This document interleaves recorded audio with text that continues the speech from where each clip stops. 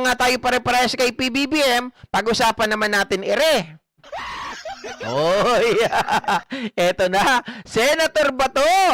Dinadaga na nga ba? Grabe ang inig sa ICC, mga kababayan. Kawawa naman.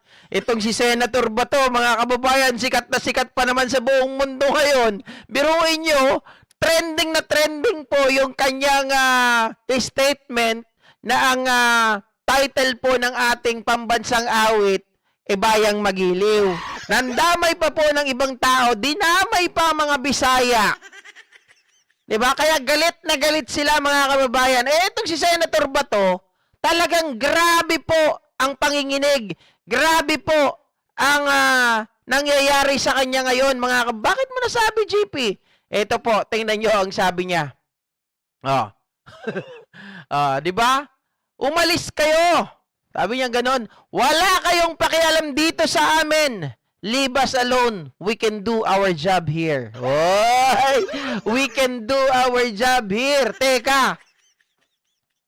Diba pag sinabing ICC, mga kababayan, kayo po ang pinupuntirya. Bakit we can do our job here? Diba? Sa WIBA, kasama ka ba doon? Ha? Hindi ka kasama doon.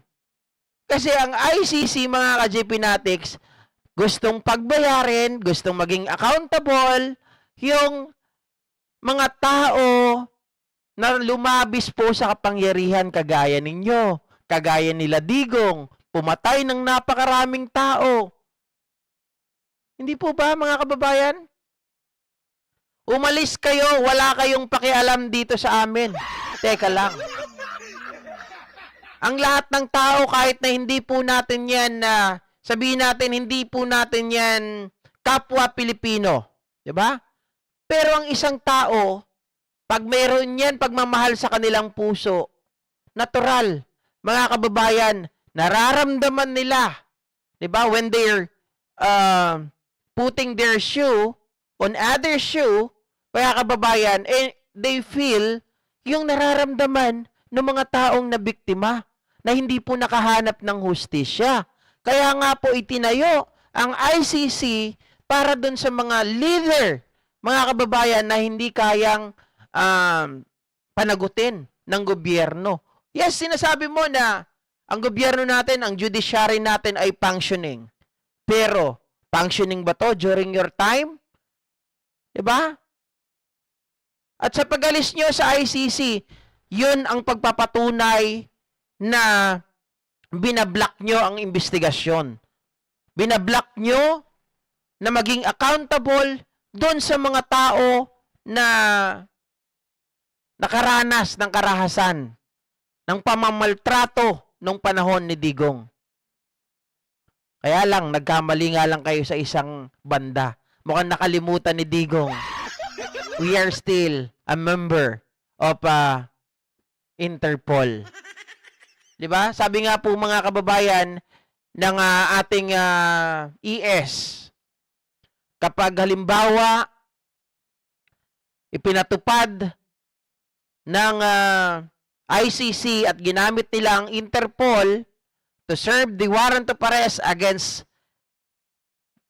Digong and cohorts, mga kababayan, walang ibang gagawin ang ating bansa kung hindi tulungan sila. Ibigay po ang tulong bilang isang member ng Interpol. Alam mo, hindi na matapos-tapos ang usapan kay Senator Bato. Halatang halata, mga ka-JPNatics, yung kanyang daga sa kanyang dibdib. Diba? Parang hindi na makatulog to. Parang lahat ata ng kanyang mga asset, lahat ata ng kanyang mga nababalitaan ngayon tungkol sa ICC. Kaya nga sabi ko, Bato, tigil-tigilan mo ang pagkakape. Diba? Sabi ni Sir Leo, loko ka sir ha. Dapat kapag inaresto na yan ng ICC, sa leeg lagyan ng collar, parang bulldog. Tapos patahulin, Sabi ni Virgie Alberto, kasi alam niya na talagang magigisa siya kasi may mga kasalanan siya at si Digonggong. Correct. Mga kababayan, sabi ko nga po sa inyo mga ka-GP Natics, ang isang tao kapag alam mo na wala kang kasalanan, chill ka lang. Kapag alam mo na ikaw ay malinis, mga ka-GP Natics, mas eager ka to face the allegations against you. Pero pag may kasalanan ka, dakdak ka ng dakdak, ngawa ka ng ngawa. 'Di ba? Kasi kung wala kang kasalanan, sabihin mo lang, come in. 'Di ba? You are welcome to investigate us. Kasi may tiwala ka sa sarili mo na wala kang nilabag. Pero kapag ikaw ay takot na takot, ibig sabihin, may ginawa kang kasalanan, meron kang pinagtatakpan. At dapat kang makasuhan at dapat maging accountable ka of what you did. 'Di ba? Mga ka-GP? Oh. Sabi ni Virgie Alberto, ugok ka ba to? Ikaw ang ikukulong, tanga ka ba to? Ba't mo paalisin ng ICC? Ikaw ang ililitsyon. Oh. Raymar Tobera na imbag nga rabim lakay GP at sa lahat ng mga nanonood sa iyo. Hello? Leia Corpus GP, sinasabotahe daw ang impeach ng mga DD shits. Teka lang. Hindi, iba kasi yung Ma'am Leia Corpus. Bukas, sabi ko nga dalawang magkakaroon ng rally, parang tatlo. Di ko alam kung yung grupo nila Trillanes, impeach Sara, 9 to 12. Pagdating po ng 1 o'clock, parang grupo ni Shelo Magno at yung Third Forces. Diba? Yun po yung impeach PBBM, impeach Sara Duterte na panawagan nila Shelo Magno. Tapos doon sa kabila naman, ay parang rally ng mga DD shit doon sa EDSA Shrine. Kaya magkakahiwalay. Oh.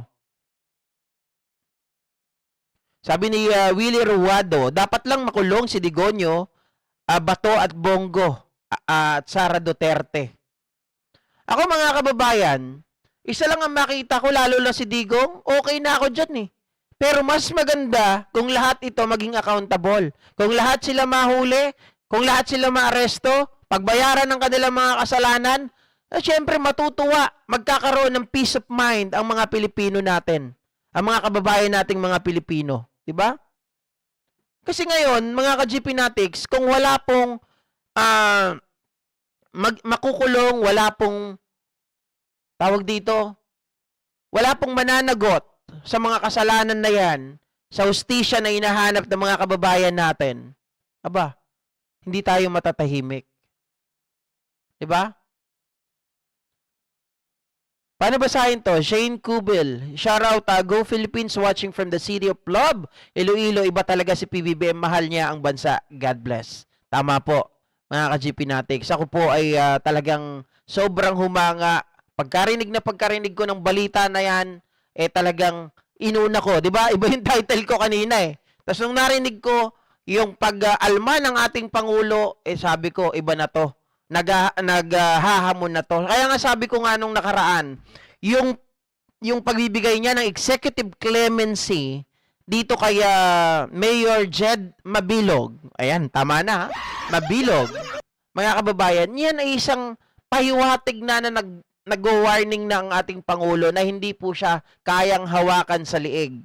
Diba? Kung sinabi niya yon dito sa kanyang mga kalaban na hindi siya kayang hawakan sa liig.